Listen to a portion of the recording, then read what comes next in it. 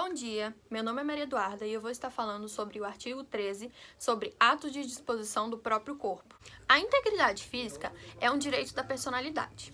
É, portanto, indisponível e irrenunciável. Por isso, a pessoa não pode dispor do próprio corpo como ela bem entende, pois a integridade física é tutelada pelo Estado. O artigo 13 do Código Civil diz o seguinte: salvo por exigência médica, é defeso o ato de disposição do próprio corpo quando importar a diminuição permanente da integridade física ou contrair os bons costumes. No parágrafo único desse mesmo artigo diz o seguinte: o ato previsto nesse artigo será admitido para fins de transplante na forma estabelecida em lei especial. No artigo 199, parágrafo 4 da Constituição Federal de 1988, diz que as condições e requisitos que facilitam a remoção de órgãos, tecidos e substâncias humanas para fins de transplante, pesquisa e tratamento, é vedado todo tipo de comercialização.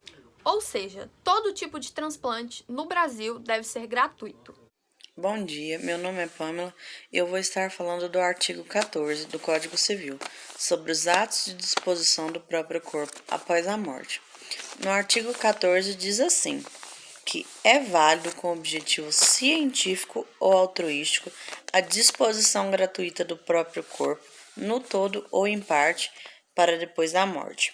Podemos sim dispor de nosso corpo após a morte, mas apenas para fins científicos, ou seja, para estar doando para universidades ou os laboratórios de pesquisa científica para eles estarem podendo estudar esse corpo. Ou a gente também pode estar fazendo um bem para várias outras pessoas, como o altruísmo, que é a doação de órgãos. O parágrafo único do Código 14 determinou que o ato de disposição pode ser revogado a qualquer momento. Ou seja, se a pessoa determinou que ela vai ser uma doadora de órgãos, a qualquer momento ela pode revogar. Ela pode estar desistindo e revogando essa disposição.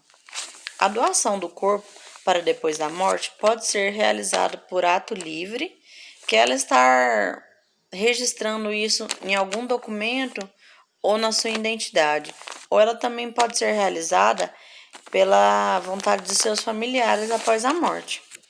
A Constituição Federal de 1988 permitiu o transplante de órgão no artigo 199, parágrafo 4º. A lei disporá sobre as condições e os requisitos que facilitem a remoção de órgãos, tecidos, transplantes, pesquisas e tratamento, bem como a coleta, processamento e transfusão de sangue e seus derivados, sendo vedado todo tipo de comercialização. Determinando assim, então, em uma lei especial para regulamentar os transplantes de órgãos e de sangue, mas não é permitido nenhum tipo de comercialização desses requisitos. Todo transplante de órgãos e transplante de sangue tem que ser gratuito no Brasil. Isso aí é obrigatoriamente, não pode ser comercializado de forma alguma. Em vida, cada pessoa pode fazer doação se tiver de acordo com a lei. Segundo a lei, essa doação só pode ser feita para parentes de até 4º grau ou para o seu cônjuge. Caso contrário, não sendo para ambos, se você quiser estar fazendo uma doação de órgãos para outra pessoa desconhecida que não seja seu parente ou seu cônjuge, irá precisar de uma autorização judicial para regularizar este ato. Mas salvo pelo parágrafo 3º do artigo 9º da Lei 9.434 de 1997, determina que a pessoa somente pode doar quando a doação não constitui perigo nenhum à vida, não permitindo qualquer tipo de transplante que leve a pessoa a renunciar à integridade física e à vida. Então, a lei permite que a pessoa faça essa doação, mas que isso não leve nenhum risco à vida dela. Isso não pode causar nenhum problema futuramente para ela. Tem que ser algo realmente seguro para poder estar sendo realizado. E em relação à transgenitação que é feita pelos homossexuais, pelos transgêneros, Se não é possível a disposição sobre o próprio corpo, como fica a situação dos transexuais que fazem a doação de órgãos de seu próprio corpo? A ablação de órgãos, desculpe. Como que fica sobre a ablação de órgãos, que é a transgenitação? A vaginoplastia, como é denominada a cirurgia de redesignação sexual, para ser autorizada no Brasil, exige que vários requisitos sejam cumpridos.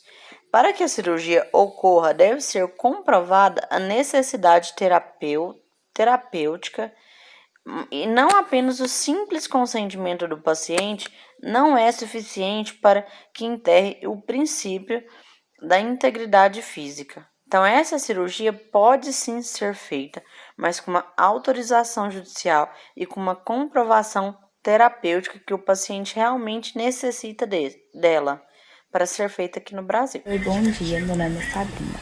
Eu vou estar explicando um pouco do que acontece no caso escolhido sobre o nosso tema para o trabalho, de uma atendente de telemarketing que foi proibida de ir ao banheiro durante seu período de trabalho.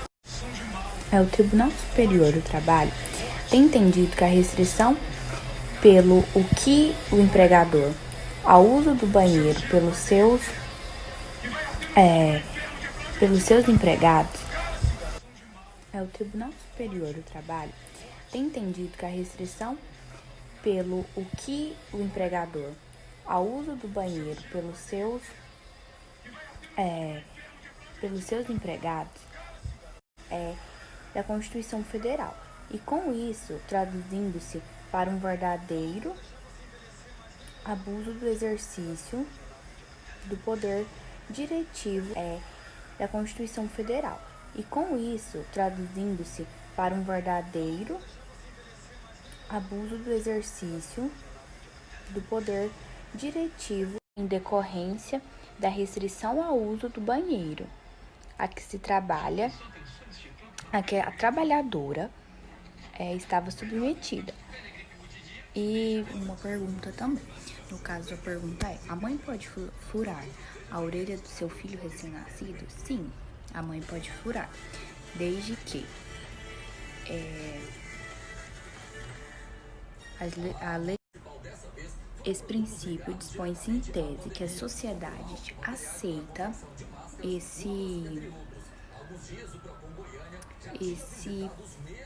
essa conduta